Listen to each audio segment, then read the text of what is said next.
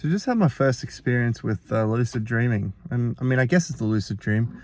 I certainly was in 100% control of the dream, of how things were going and who was there. And anyway, I won't bore you with all the details, but the point was, in that dream, I had actually achieved my goals in life, and I'd achieved what I'd set out to do. And I felt like I had fulfilled some kind of divine prophecy. It was fantastic.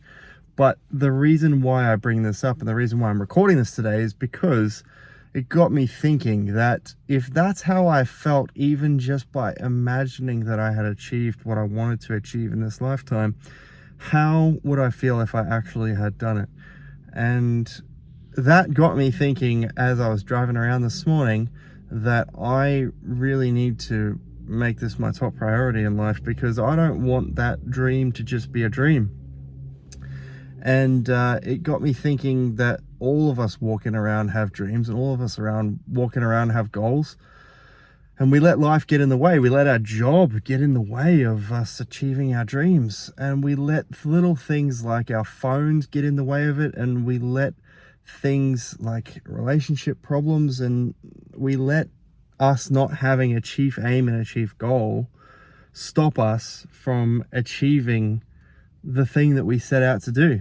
And we get ourselves into this cycle of waking up, going to work, coming home, and feeling so busy by modern life that, you got to do washing, you got to cook dinner, you got to do the dishes, you got to, I don't know, whatever you have to do, walk the dog, take care of kids. That when it comes time to have some free time, we want to sit there and look at our phones and scroll. And that scrolling also is information overload that then makes you even more tired, but it ends up putting you in a situation where you don't want your free time to end, so you end up staying up late, which then ruins your day for tomorrow. And just as a side note, what I've realized about that is that humans don't have a capacity to remember what it feels like to be tired. Everyone knows sort of intuitively what it feels like, but if you try to describe what it is to be tired, you're kind of like, okay, well, you're miserable, you kind of can't focus, but like, what does it feel like? You can't really remember what it feels like to be tired.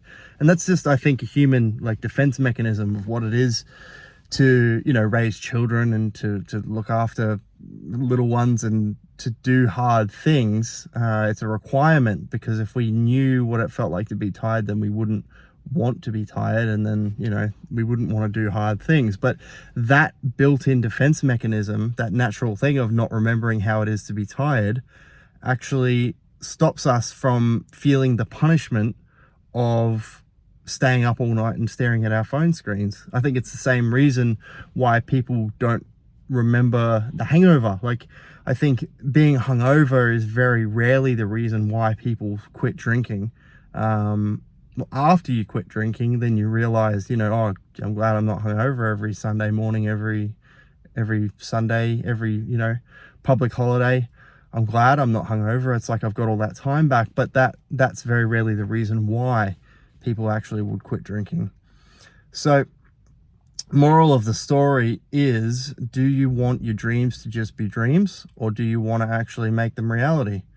I don't know if you believe in God, or if you believe in the universe or the creator, or if it's just you think maybe you're an atheist, whatever it is, but it kind of adds some meaning to life if you have a goal, a chief aim of something that you want to achieve in this lifetime. And it's kind of like we have these milestones set up for ourselves to be able to achieve that. And I think a lot of the time we don't even know why we want to achieve these things. You're just kind of drawn to something, and then you just put a lot of effort into a certain place or a situation, and then you end up pursuing something that may or may not align with your particular personality, or your meaning, your want, your desires, what you really truly want in your heart. And it's just it's a cycle. And yeah,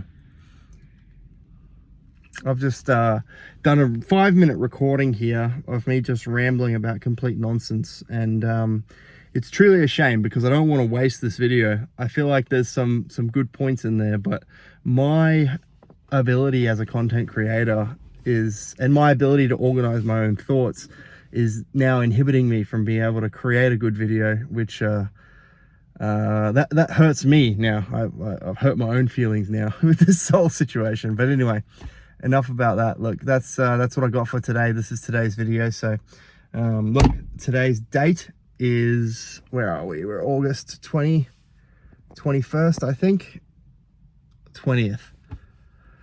And that's how my mind is at this day. So that's why I'm making these videos currently, is for the purposes of making them. So that's all I got for you. You have a great day, or a great morning, or a great evening, and a fantastic life, and I'll see you all in the next one. Bye, everybody.